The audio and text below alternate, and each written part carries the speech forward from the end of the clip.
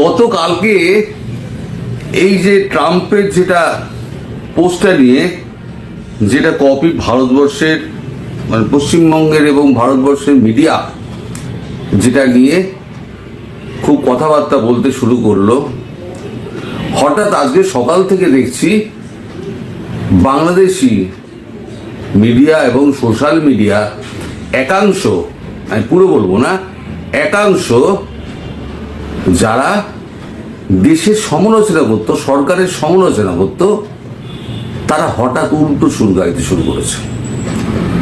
তারা প্রশ্ন তুলতে শুরু করেছে যে এটা কি আসল আইডি? আমি গতকালকেও বলেছি ট্রাম্পের দুটো আইডি রয়েছে, একটা ডোনাল্ড ট্রাম্প রিয়েল আর একটা হচ্ছে ডোনাল্ড ট্রাম্প আপডেট হেডকোয়ার্টার। একটা উনি নিজে হ্যান্ডেল করেন আর একটা উনি ওনার সোশ্যাল মিডিয়া যে টিম আছে সেই টিম হ্যান্ডেল করেন। এখন ব্যাপারটা নিয়ে না এই যে বাংলাদেশের মানুষকে একটু গুলিয়ে দেওয়ার চেষ্টা করা হচ্ছে। বাংলাদেশের মানুষ এমনি খুব সরল সাদাসিধে হয়, তাদেরকে যা বোঝানো হয় তারা তাই বিশ্বাস করেন, খুব সরল মনে বিশ্বাস করে নেন। তাই তাদেরকে একটু গুলিয়ে দেওয়ার চেষ্টা করা হচ্ছে যে ভারতবর্ষ থেকে যেটা বলা হচ্ছে সেটা হচ্ছে ভেরিফাইড পোস্ট হলেও সেটা ডোনাল্ড ট্রাম্পের হয়ে অন্য কেউ পোস্ট করছে। আচ্ছা ভাবুন, এই যে এক্স স্যান্ডেলের মালিককে ইলন মাস্ক, ডোনাল্ড ট্রাম্পকে তিনি হচ্ছেন আমেরিকার প্রেসিডেন্ট, তার নামে ভেরিফাইড একটা পোস্ট অন্য কেউ চালাবে, সেটা সিআইএ থেকে আপনার এফবিআই থেকে অন্যরা কেউ জানতে পারবে না। যত আইটি টিম রয়েছে আমেরিকার, সে আইটি টিমগুলো যারা কাজ করে সরকারের, তারা কেউ জানতে পারবে না।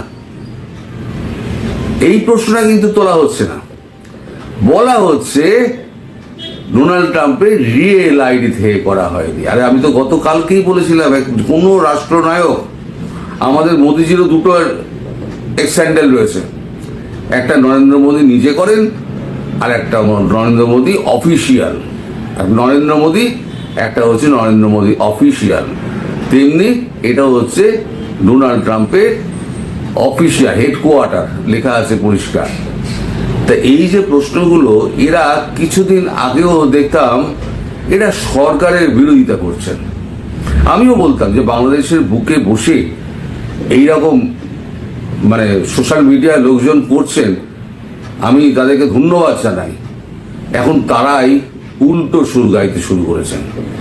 টোটাল ব্যাপারটাকে গুলিয়ে দাও, মানুষের মধ্যে একটা সন্দেহ ঢুকিয়ে দাও। কিন্তু সাধারণ মানুষ, আপনারা চিন্তা করুন, একজন প্রেসিডেন্ট, তার নামে একটা অন্য লোক ভেরিফাইড পোস্ট সে আমেরিকায় বসে চালিয়ে যাচ্ছে, না ডোনাল্ড ট্রাম্প সরকারের লোক ধরতে পারছে, না তার গোয়েন্দা সংস্থা ধরতে পারছে, না এক্স স্যান্ডেলের মালিকের কাছে খবর যাচ্ছে। এক্স স্যান্ডেলের মালিক যে ইলন মাস্ক, তিনি এবং ডোনাল্ড ট্রাম্প দুজনে গলায় গলায় বন্ধু। তাহলে বন্ধুর যে এরকম একটা 2 নম্বর একটা পোস্ট হচ্ছে একটা এক্স স্যান্ডেলে, সেটা তার এক্স স্যান্ডেলের যে সমস্ত উচ্চপদস্থ কর্মীরা আছে তারা কি মালিককে জানাবেন না? অবশ্যই জানাবেন। আপনি হলেও জানাতেন, আমি হলেও জানাতাম। তো এই সমস্ত প্রশ্নগুলো কিন্তু তোলা হচ্ছে না। বলা হচ্ছে যে বাংলাদেশ নিয়ে যে সমস্ত করা হচ্ছে জিনিসগুলো, সেগুলো ওখান থেকেই করা হচ্ছে এবং সুপরিকল্পিত চক্রান্ত। ব্যাপারটা মোটেই সুপরিকল্পিত চক্রান্ত নয়, চক্রান্তটা করা হচ্ছে বাংলাদেশের মানুষের সঙ্গে। এই সমস্ত সোশ্যাল মিডিয়ায় যারা এই সমস্ত বলে বেড়াচ্ছেন চক্রান্তটা তারা করছেন। আমি সাধারণত কারুর নামে কখনো বদনাম করি না, আর নাম তুলে তো করিই না, বরং প্রশংসা করার হলে আমি নাম তুলে করি, প্রশংসা করি, আমি খোলা গলায় আমি প্রশংসা করি। কিন্তু যখন সতর্ক করার সময় এসছে না, তখন কিন্তু আমাকে মুখ খুলতেই হবে। তাই আমি আপনাদের সাবধান করে দিচ্ছি, এরা যে সমস্ত রটিয়ে বেড়াচ্ছে না, সেই সমস্ত রটনায় কান দেবেন না। খুব সাধারণভাবে বিচার করুন যে একটা দেশের প্রেসিডেন্ট, তিনি তার নামে একটা ডবল একটা চলছে, ফেক চলছে, তিনি জানতে পারছেন না, এটা বিশ্বাসযোগ্য নয়, কখনোই বিশ্বাসযোগ্য নয়। আচ্ছা, এইগুলো তাহলে পরে এগুলো বলা হচ্ছে না কেন? ধরুন এই যে ডোনাল্ড ট্রাম্পের একই স্ক্যান্ডাল থেকে পুতিন সম্পর্কে বেরিয়েছে। Putin says US president Trump is doing everything possible to undo the harm caused by Biden administration. Biden administration যা যা করে গেছিল সেই ত্রুটিগুলোকে শোধরানোর চেষ্টা করছেন ডোনাল্ড জে ট্রাম্প। এটা পুতিন বলছে। পুতিনের সাক্ষাৎকার দিয়ে এই সমস্ত ছবিও কিন্তু ওই ট্রাম্পের ওই পোস্ট থেকেই কিন্তু দেওয়া হয়েছে। আমি গতকালকেই দেখিয়েছিলাম, শুধু বাংলাদেশ নয়, এখানে প্রচুর লিস্ট রয়েছে একেবারে ডোনাল্ড ট্রাম্পের ওখান থেকে কাদের এই সমস্ত এগুলো পরপর লাইন দিয়ে রয়েছে। সেখানেই 3 নম্বরে রয়েছে Sheikh Hasina is coming back as Bangladesh PM soon. তাহলে এই কথাগুলো কিন্তু বলা হচ্ছে না, শুধু বলা হচ্ছে যে এইটা কিন্তু একটা গোলমেলে ব্যাপার, আপনারা এর থেকে সাবধান হন। আসলে সাবধান হওয়ার কিছু নেই, আপনারা যা করতে চাইছেন সেটা সফল হবে না, সাধারণ মানুষকে আপনারা ভুল বোঝাতে পারবেন না। এবার দ্বিতীয় আসি আমাদের অ্যান্টনিও গুতেরেস। ধোবি কা কুত্তা, না ঘর কা না ঘাট কা। এই জাতিসংঘ তার ওপর থেকে হাত তো প্রায় তুলেই নিয়েছেন ডোনাল্ড ট্রাম্প। যেটুকু বাকি আছে সেটা হচ্ছে পুরো সমর্থনটা তুলে দেব। এবং খুব একটা আশ্চর্য হবেন না যদি ইউনাইটেড নেশন সিকিউরিটি কাউন্সিল থেকে যদি আমেরিকা নিজের নাম প্রত্যাহার করে, তাহলে পরে এই যে ইউনাইটেড নেশন সিকিউরিটি কাউন্সিল, এইটা নামে মাত্র আছে, এটা কোনো কাজ করে না। এইখানেও কিন্তু আমেরিকা প্রচুর পয়সা দেয়, প্রত্যেকটাতে প্রচুর পয়সা দেয়, এইখান দিয়েই যে নাম তুলে দেয়। আর জাতিসংঘের এইটার কি মূল্য আছে বলুন? জাতিসংঘের এই দুজন বসে, দুই মানিকজোর, একজন হচ্ছে অ্যান্টনিও গুতেরেস আর একজন হচ্ছে গিয়ে আমাদের ডক্টর মোহাম্মদ ইউনুস। দুই বুড়োতে, বুড়ো আমাদের বয়সী দুই বয়স্ক মানুষ, আমরা বুড়ো দলেই পড়ি, আমাদের মতো বুড়ো দুটো গিয়ে বসে কাঠিবাজি করছে কি করে দেশটাকে ধ্বংস করা যায়।